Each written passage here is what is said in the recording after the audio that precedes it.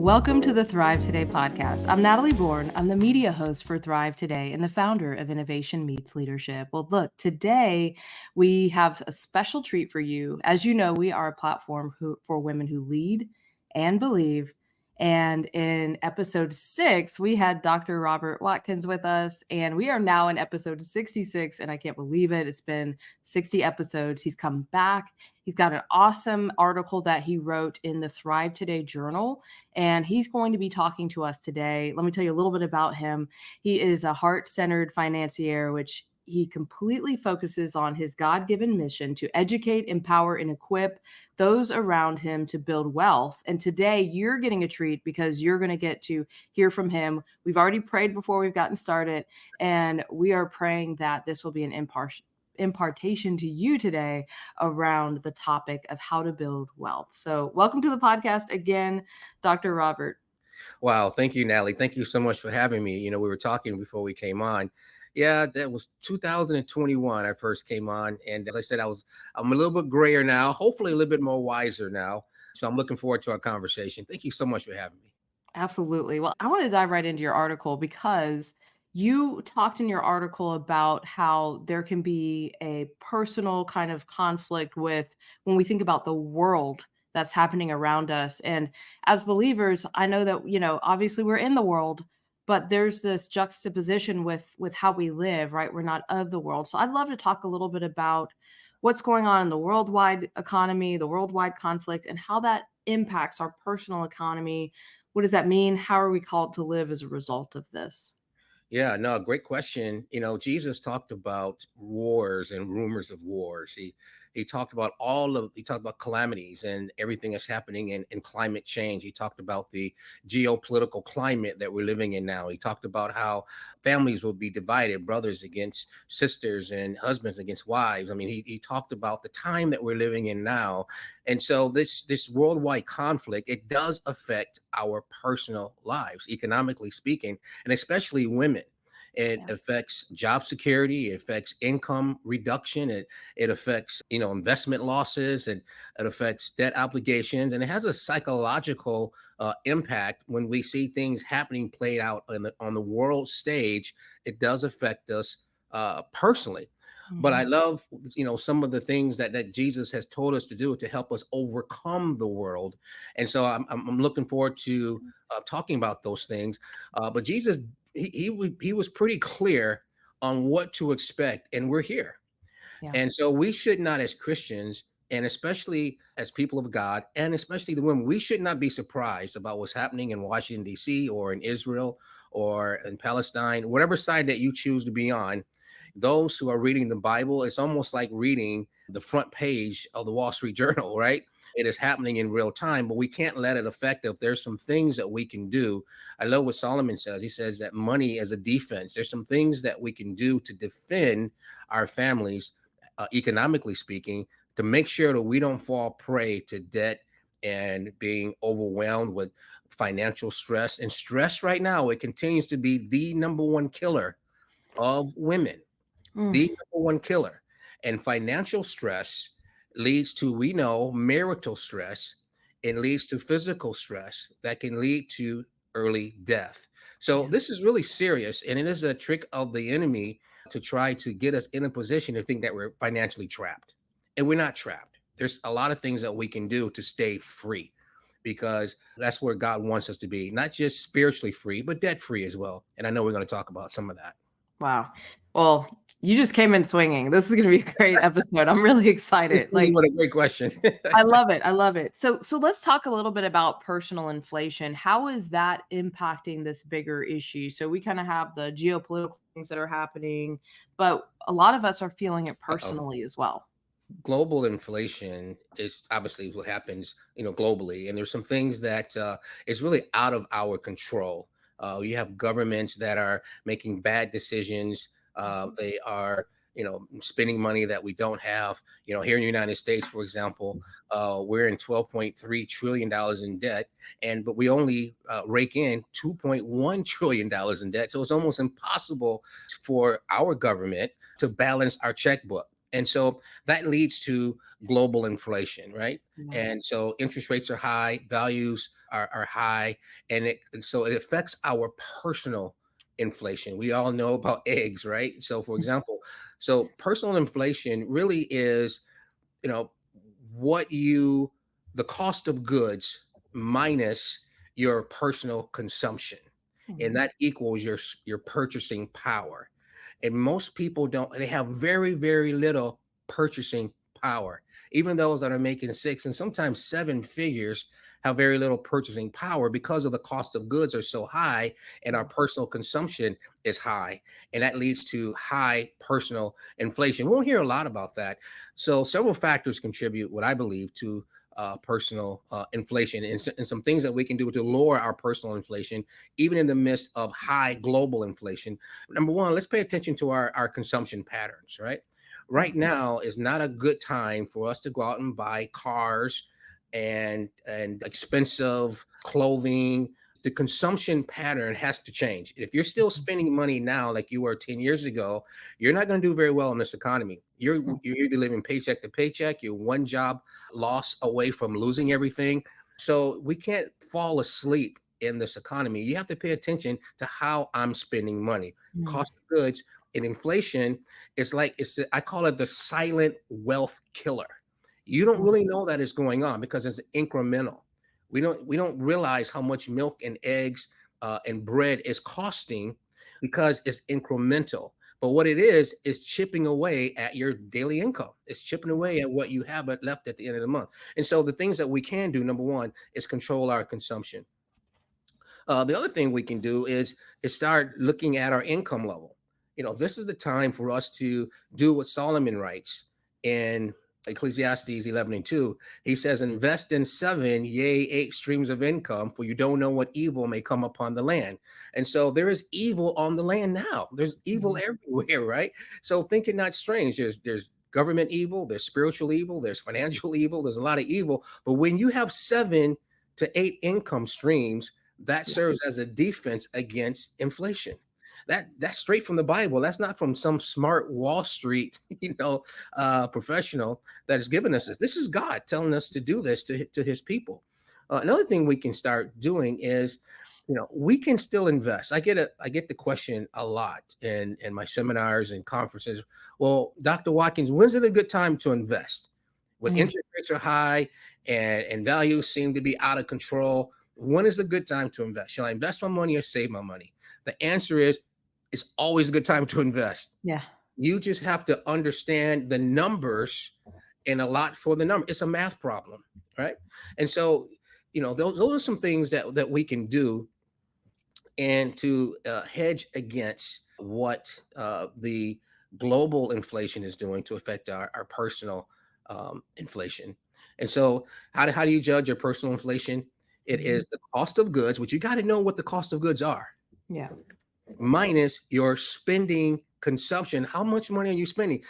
Now is the time to know how much. You got to know where your money is, equals your purchasing power. And here's the thing with women, especially minority women, and this is a hard fact, that the average minority woman, black and brown women, while they are thriving on the entrepreneurship scale like never before, and I'm very encouraged by that about that, but the average net worth is somewhere around $35, and that Wow. is incredible. And I looked at this 4 or 5 different times, and it is because many minority women don't have a lot of support. So the money that does come in goes to consumable items, Mhm. food, gas, rent, you just name it, taking care of the baby. And then when she needs a new pair of shoes, it's coming directly out of her principal, right? Mhm. And then you have the silent killer, inflation, adding Yeah. on top of that. So it's very difficult to build wealth. So even though she's making $100,000 between Mhm. inflation and the cost of goods, it's very little left at the end of the month, and almost nothing as it relates to building wealth. Wow. And so we've got to take what we do have and sacrifice. I know we sacrifice to give to churches, and we should, but we need to sacrifice to make wise investments that can grow alongside of inflation, and that's how Wow. we win.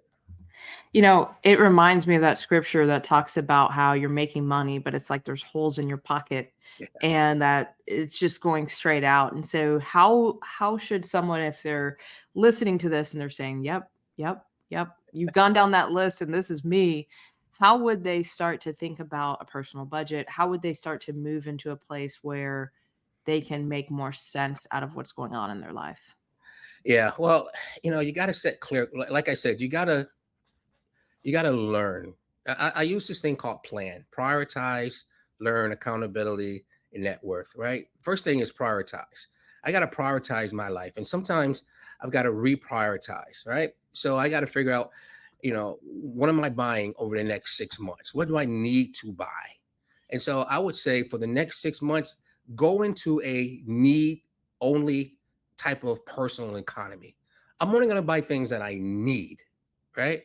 So, every now and then, I would go and have a speaking engagement, and I'll get a nice honorarium. I said, well, this is a cost for me to go buy a new pair of shoes. Let me take some money and go buy a new pair of shoes. No, it's not a need. I got some shoes already in there, right? Long as I don't have holes in those shoes, I'm going to wear those shoes. I'm going to stick to that.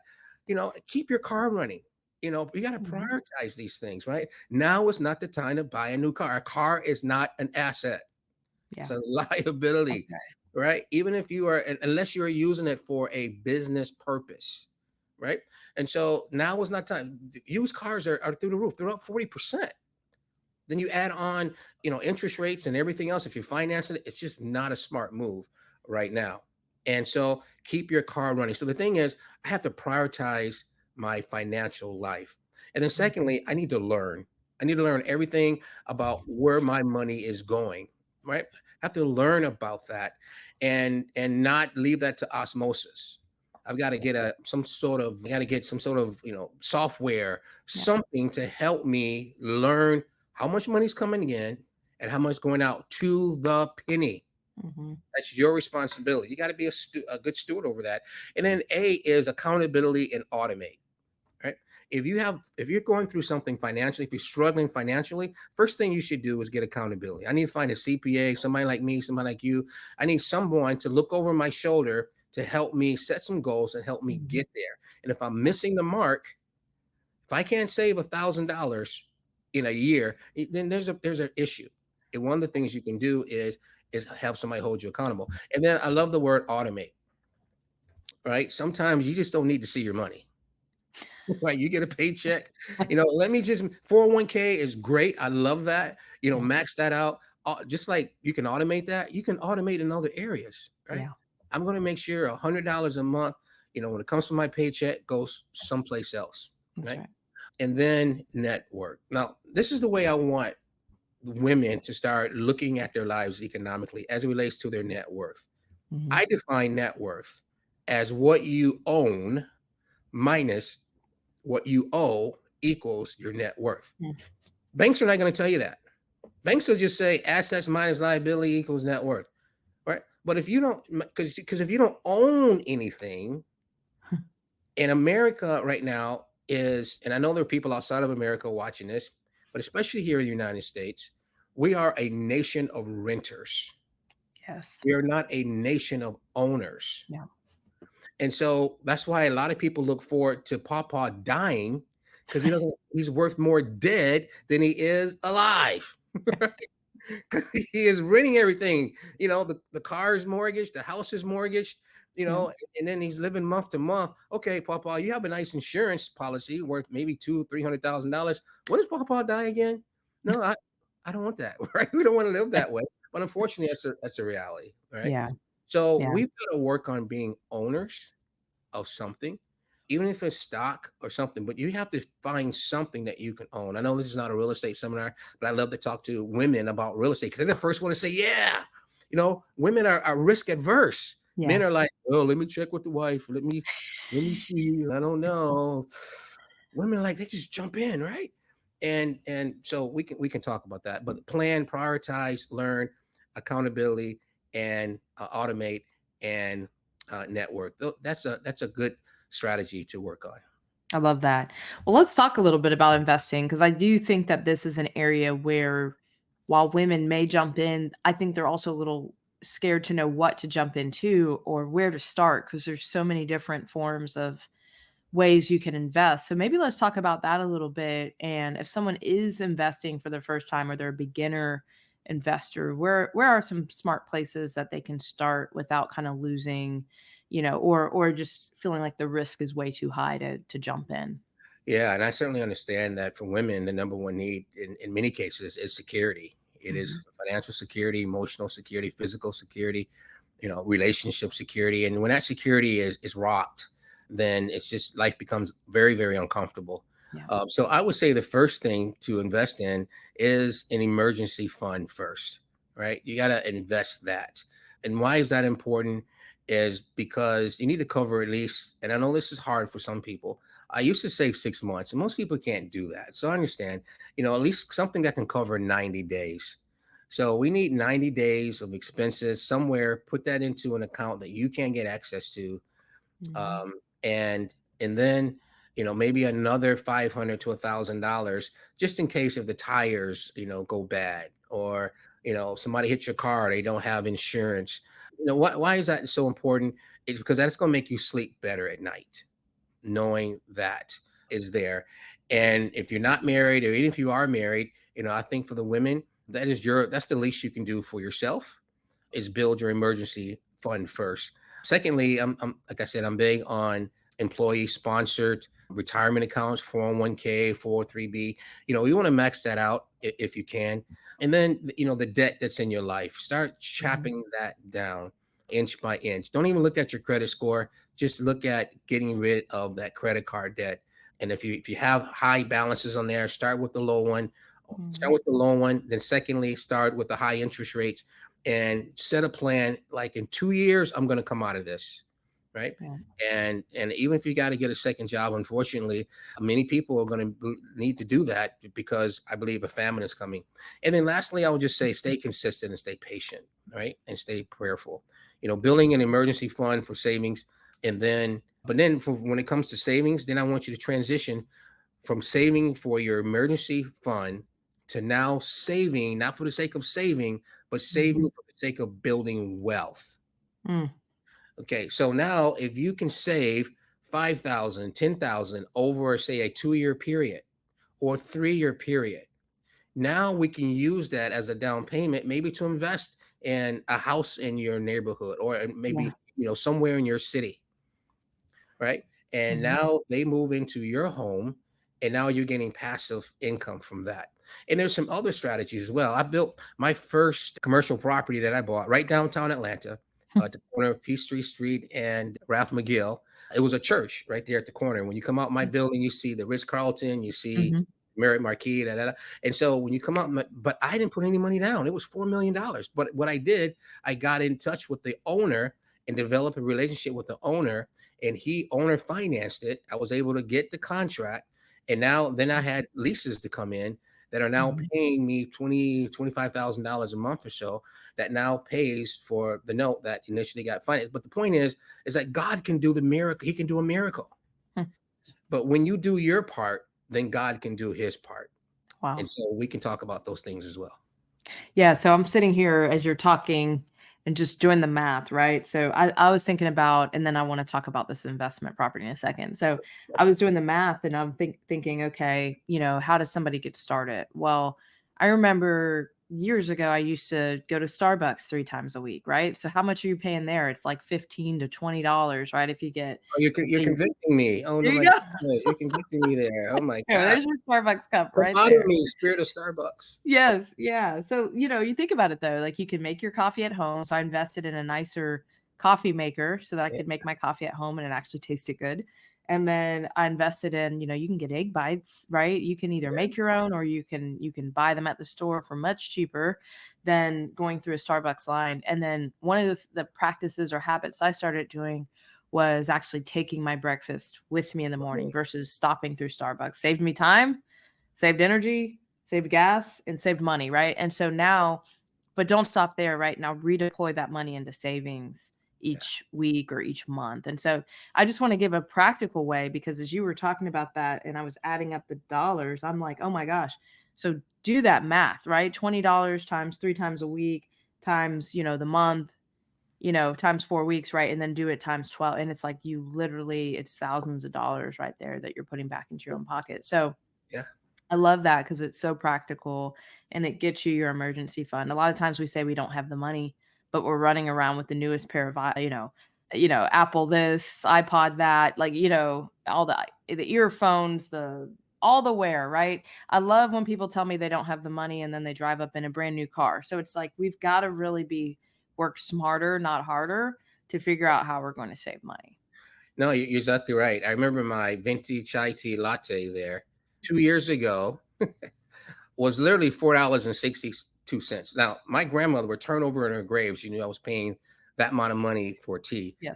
This Yeah. morning, it was Mhm. $6.60. Yeah. What is the difference between 2 years ago Yeah. and this morning?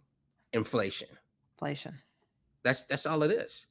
They still pay the people the same amount of money, Yeah. same location, right? But Starbucks cost of goods have gone up, and they just passed that along to me, knowing that I'm a knucklehead. I'm going to come in and pay, the same thing that I was getting 2 years ago for $2 less. I'm now paying $2 more, Right. and they're going to say, "Well, it's not our fault."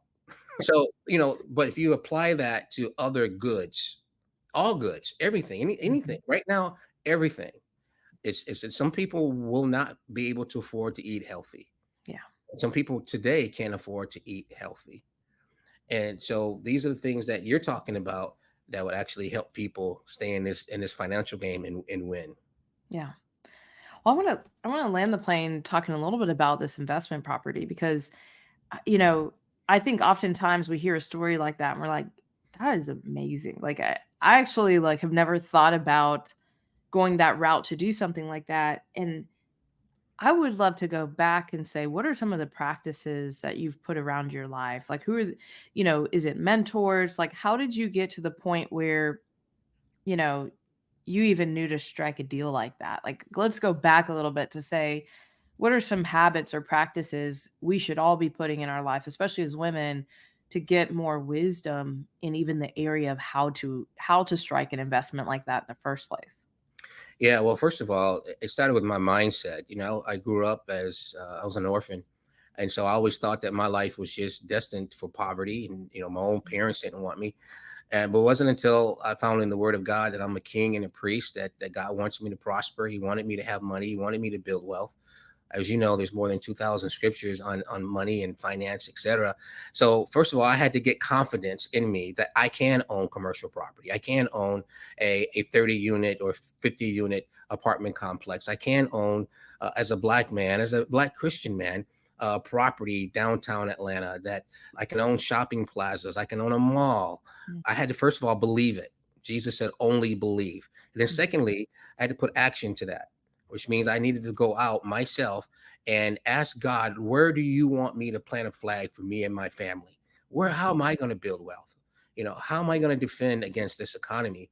And God told me that I'll be a lender, no longer the borrower. So I had to believe that. And so I was driving downtown Atlanta, and literally it was a Holy Spirit. This is where it started. He said, look over to the right, and it was a church that was there. And it was in between two apartment complexes. So it was spirit led. Yeah. And so I went in there. I said, "Who?" It didn't look like a church. I said, "Well, who owns this?" And just so happened, the guy who owned it was there, and he was having a meeting with 4 or 5 people, kind of out in the lobby area. And I had the boldness to say, "Who owns this place?" Right? Mhm. So Yeah. I didn't have $4.5 million, and come to find out, they were having 4 services in this two-story, 25,000 square foot building, and they were out of space, and they were trying to figure out how to move. And so Wow. here's where God comes in. And I was said, "Hey, can I meet with you?" And I had a chance to meet with him. And I said, "Man, I believe God wants me to own commercial property downtown Atlanta." And I'm a man of God, as explained to, and then he asked this question: "What are you going to do with it?" See, Mhm. you gotta have a vision. Where there is no vision, the people perish, right? You had to Wow. write the vision. So I told him what my vision was to educate, empower, and entertain God's people in an environment where God is satisfied. Man, he loved that. Mhm. And so that struck with his heart. Now I'm talking to the owner because God says that I have the heart of the king or the owner in my hand, and I can turn them whichever way we want. Now, if I would have Yeah. went to the bank, it would have been a flat out no. Yeah. It'd been like, "Are you kidding me? Do you got 20% down? Have you ever owned property before like this? Yeah. Have you ever managed property?" It would have been like, "No, no, no, no, no." Mhm. But the Yeah. owner can do whatever he wants. That's why I always tell people, get in a relationship with those who own the property because he Mhm. can do whatever he wants. Yeah. And so he came back. I came back 2 weeks later, and he says, I told him, he said, "Well, we got to get $4.5 million for it. Do you have the money?" I said, "No." I said, "But if you give me the contract, if you give me the contract for 90 days, I promise you I will come back and I'll have what we need to close." Mhm. Wow. And he gave me the contract. And Wow. he said, "Well, how much money do you have to go along with the contract?" I said, "Well, I got $1,000. Now, here's the thing. He took $1,000, gave me a $4.5 million contract. I am now $4.5 million richer. Seriously, when you have it under contract in my name, that's when everything would blossom. I Yeah. stared at that contract for probably 3 days, wasting time. Wow. And so I went to banks. They said no. I met with, I called a meeting of 20 men. I said, "Hey, man, we can all do this." They all said no. Right? They didn't have the vision. They didn't have the vision. And so, but then I said, "Lord, what do you want me to do?" He Yeah. said, "Do your part." I got the appraisal. I got the environmental study done. I got the architectural plan. I did my part. Mhm. So the 90th day came, literally before the contract was going to be up. Again, I went to prayer. Didn't look like it was going to happen. I prayed, and God showed me a guy that I had met about 20 years earlier, who then was just graduating from Georgia Tech downtown Atlanta.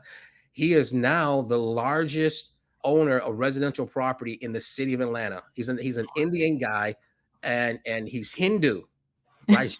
Kalia. And I said, if this guy is in my phone, I know it's God because God showed me his picture in my mind in prayer. And there he was. I called him.